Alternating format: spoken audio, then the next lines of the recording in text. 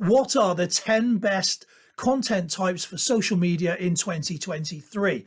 Now, stick around to the end, because what I'm going to do is at number 10, I'm going to break down and give you a new list of several things to do with content type number 10, but you need to stick around to the end to be able to implement those.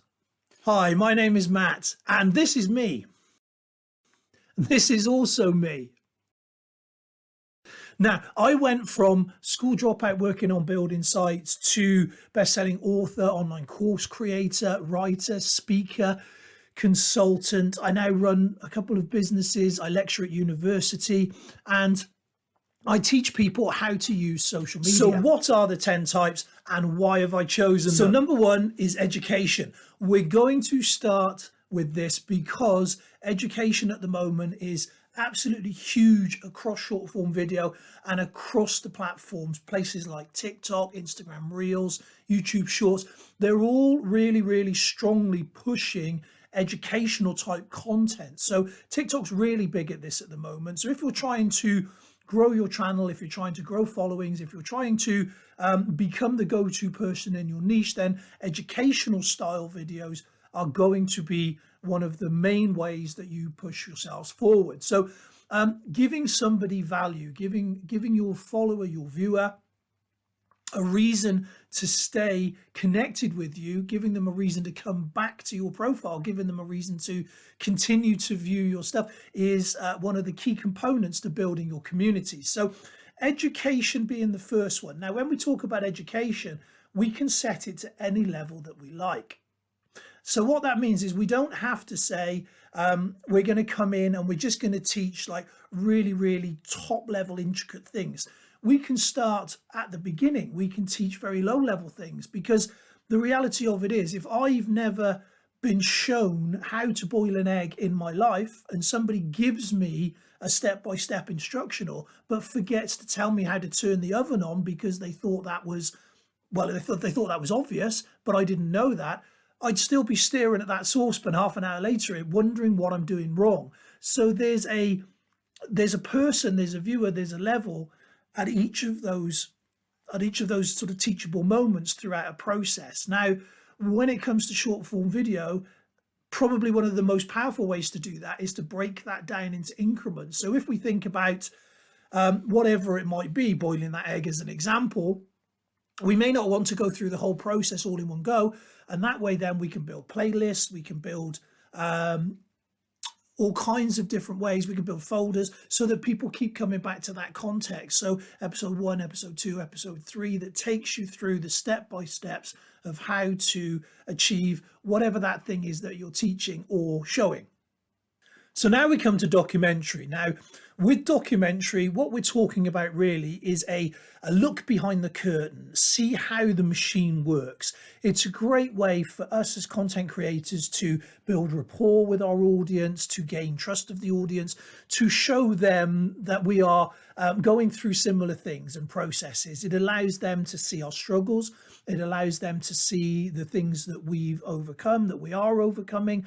It takes them on a journey so that they can see us as actual human beings and real to them, in the sense that they'll also be facing similar issues and problems and friction in their life. So, you know, maybe for them, your documentary pieces will actually give them a better understanding of how they can look to solve some of the issues that they may be facing. It's a great way to build rapport. It's a great way to have your community see you from all different angles and relate to you.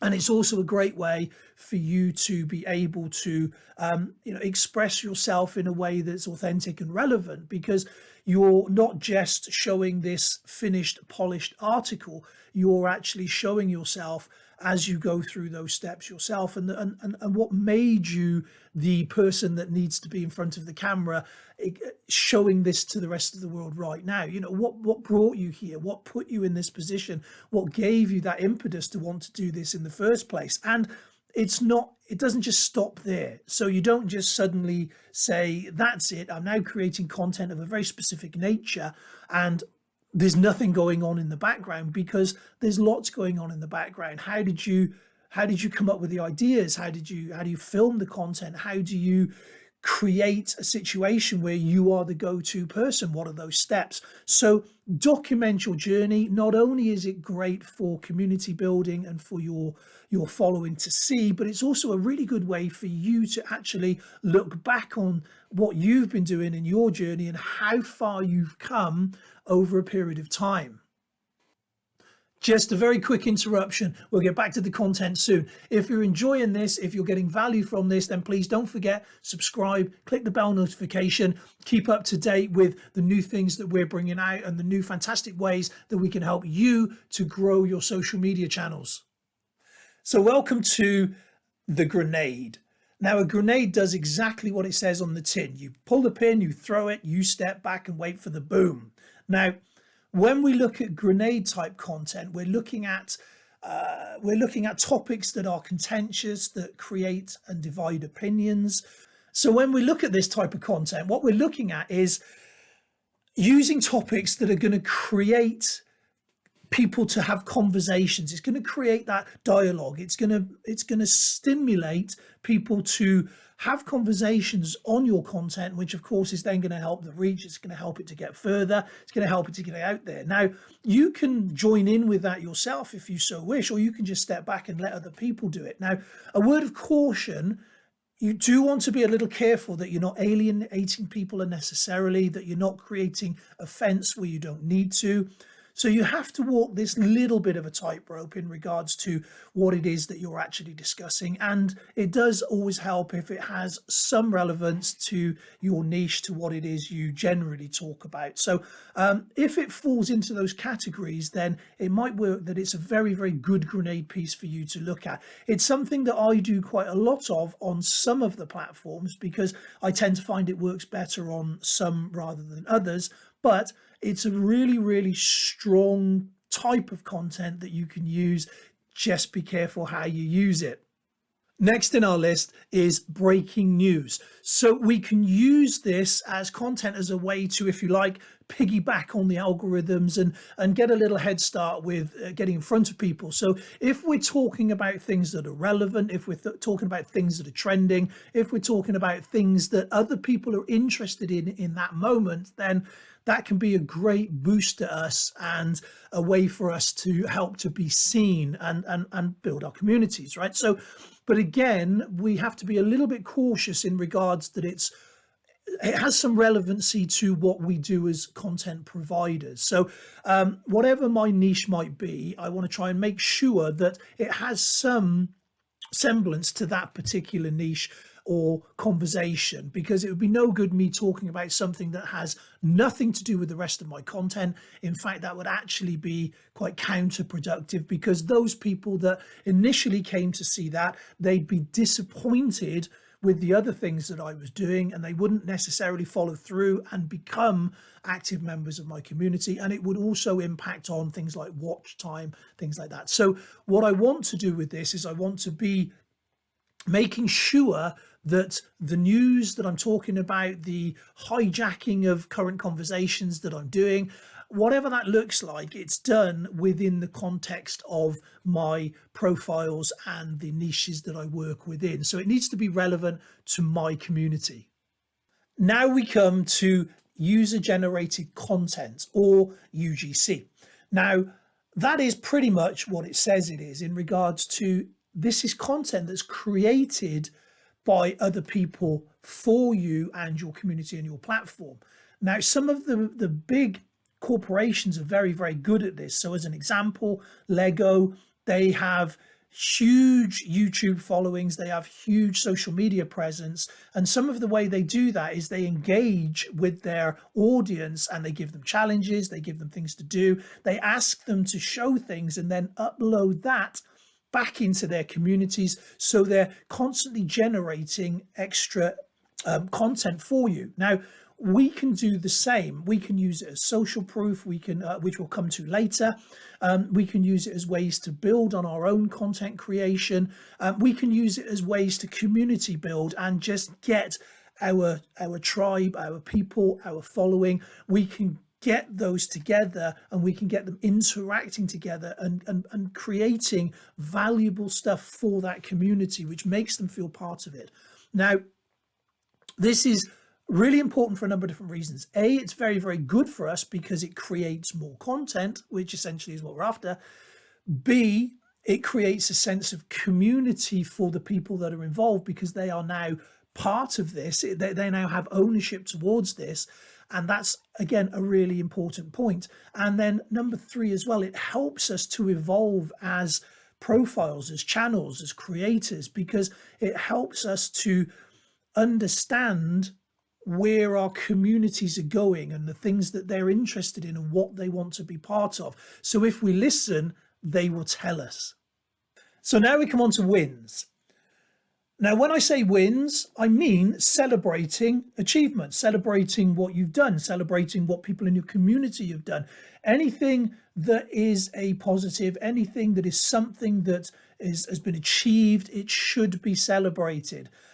We're not talking about blowing your own trumpet. We're not talking about being one of those sort of bombastic, egotistical kind of scenarios. What we're talking about is showing the stages of the journey and showing what we've done. Now, when we're talking about social media, when we're talking about content creation, so as an example, a win for me is every time one of my videos gets to 1 million views, and I have quite a lot of those across various platforms, I celebrate that win. I acknowledge that win because it is a win, because that is a piece of content that has gone out and it's impacted and has given value to 1 million people. And that is mind-blowing. And that won't, I hope that will never stop to be mind-blowing.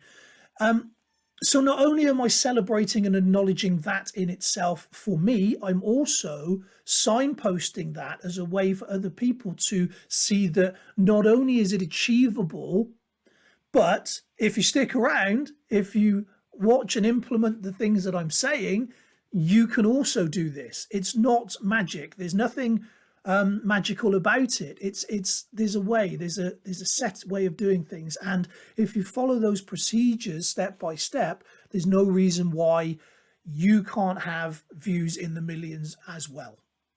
Our next type is social proof. Now, when we're looking at social proof, there's a number of different ways that we can attain that, we can get that, and it's one of the very best ways for us to position ourselves as an authority, as an expert, of somebody that people should listen to. Now, I mentioned this earlier on when we talked about user-generated content, and this is one of the things that we can do within that to add to our authority positioning, our expertise, right? So when we look at that, there's a couple of different options there on the screen that you can see. But essentially what I think is probably one of the most powerful is if you offer a service, if you offer a business, if you offer some kind of transaction for monetary value, then those people that have gone through that transactionary process, those people that are your clients and your customers, is to get them to speak on your behalf, is to get them to become your raving fans, if you like. Those are the people that really hold the most power in this. And if they come forward and if they say, well, XYZ, this person was fantastic, this person did a great job, I've achieved this from there, these are the results, this is what has happened, those are the kind of pieces of content that can have a huge amount of power and a great deal of value when it comes to encouraging people towards your communities, encouraging people into what you are doing, so that they then can also get great value from your content. The next one we're going to look at is motivational. Now, we always see these across all different types of platforms, and sometimes they can be a little bit twee, a little bit generic, a little bit, so they don't always have the power that perhaps they should. So I would suggest, if we're going to be using motivational content, then I would limit the kind of generic stuff that you put up, and I would look to find motivation within yourself, within your communities, within your location, within the things that you do. And I'm sure that there's going to be plenty out there once you start to look. Success stories of other people is fantastic. What's created in them, the motivation to do what they do. Look, and again, introspective study can be a great way to find motivation. Why am I here today? Why am I having this conversation with you? What is it about me that has motivated me towards this outcome?